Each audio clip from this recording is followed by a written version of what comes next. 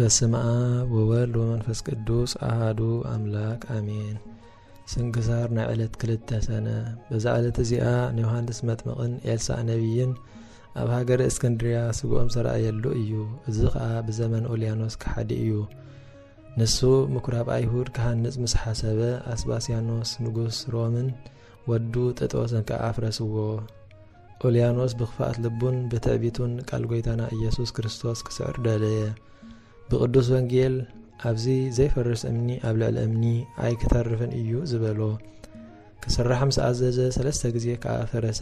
አይሁድ ከዓ ኣብኡ ናይ ዓበይቲ ክርስቲያን ሬሳታት ኣሎ፣ ንዓቶም ካብኡ ከየውፃእካዮም ኣብኡ ክስራሕ ኣይከኣልን እዩ በልዎ። ኦልያኖስ ንጉስ ከዓ ነዚ ሰሚዑ እምበኣር ነቲ ኣብኡ ዘሎ ናይ ቅዱሳን ሬሳታት ኣውፂእኩም ብሓዊ ኣቃጽልዎ ኢሉ ኣዘዘ። ምስ ኣውፅዎም ከዓ ናይ ዮሐንስ መጥምቅን ናይ ኤልሳዕ ነቢይን ሬሳታት ረኸቡ። ነዚ ዝፈለጡ ምእመናን መጺኦም ከዓ ነቶም ወተሃደራት ብዙሕ ገንዘብ ከፊሎም ናይዞም ቅዱሳን ሬሳ ወሰድዎ። ነቶም ወተሃደራት ከዓ ኣብቲ ሃገር ከየትርፍዎም እሞ ንጉስ ሰሚዑ ከየጥፍኦም ኣምሓልዎም። ዜና ኦልያኖስ ከዓ ከምዚ እዩ። ንጸላእቱ ኣብ ውግእ ምስ ከበቦም እግዚአብሔር ንቅዱስ መርቆሬዎስ ኣኽሊ ሰማዕትነት ምስ ተቐበለ ብመንፈስ ለኣኾ ብኹናት ወግኦ እሞ ሞተ። ቅድሚ ምማቱ ካብ ደሙ ሓደ ሕፍንቲ ወሲዱ ኢየሱስ ነታ ዝሃብካኒ ነፍሰይ ውሰዳ እናበለ ናብ ኣየር ነጸጎ። ሽዑ ብሕማቕ ሞት ሞተ። ናይዞም ቅዱሳን ሬሳታት ግና እቶም ሰባት ናብ እስክንድርያ ኣብ ቅዱስ አትናቴዎስ ኣብጽሕዎ። ንሱ ከዓ ብኣቶም ዓብይ ሓጎስ ሓጎሰ። ቤተ ክርስቲያን ክሳዕ ዝሕነጸሎም ድማ ምስኡ ኣቐመጦም። ሓደ መዓልቲ ኣብቲ ናይ ወለዱ ዓውዲ ተቐሚጡ ከሎ ምስኡ እውን ቴዎፍሎስ ጸሓፊኡ ከሎ ከምዚሉ ጸለየ። እግዚአብሔር ጽቡቕ ዕድመን ተሂቡኒ ብስምዞም ቅዱሳን ዮሐንስ መጥምቅን ኤልሳዕ ነቢይን ቤተ ክርስቲያን ሰሪሐ ነዚ ሬሶኦም ኣብኡ ከቐምጡ እየ በሎ። ኣባ ቴዎፍሎስ ሊቀ ጳጳሳት ምስ ተሾመ እቲ ኣባ አትናቴዎስ ተዛረቦ ቃል ዘከረ። ብስሞም ቤተ ክርስቲያን ሃነጸ። ምስኡ ብዙሓት ካህናት ሒዙ ኩሎም ህዝበ ክርስቲያን እናሰዓብዎ ኣብቲ ስጋ ቅዱሳን ዘለውዎ ቦታ ከዱ። ናብ ቤተ ክርስቲያን ንኽወስድዎም ከዓ ብዓብይ ክብሪ ኣልዓልዎም።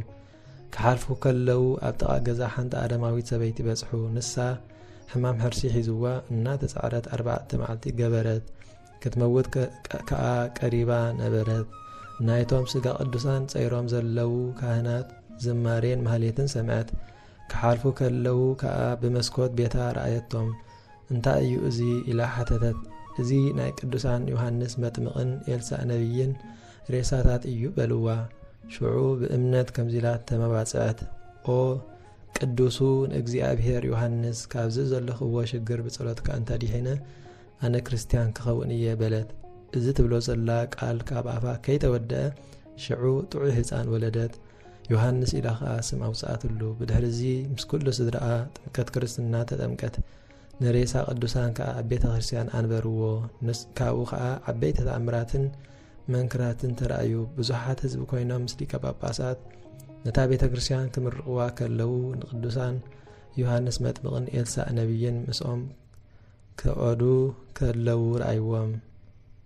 ናይ ዮሐንስ መልክዑ ኩሉ ነፍሱ ጨጓር እዩ። ጭሕሙ ኣብ ኣፍ ልቡ ዝበጽሕ እዩ። ኤልሳዕ ከዓ ቁመቱ ነዊሕ፣ ርእሱ ከዓ በራህ እዩ። ብድሕሪ እዚ ቅዱስ መቃርስ ኤጲስቆጶስ ብሰማዕትነት ምስ ሞተ እቲ ስጉኡ ምስ ስጋዞም ቅዱሳን አንበርዎ። በረኸቶም ሳና ይኾን ዘለዓለም ዓለም አሜን።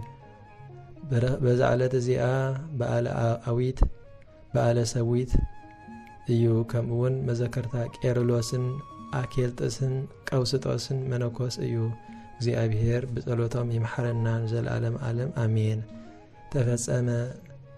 ስንክሳር ናይ ዕለት 2 ስብሐት ለእግዚአብሔር ልዑል ወለወላዲቱ ድንግል ወለመስቀሉ ክቡር አሜን።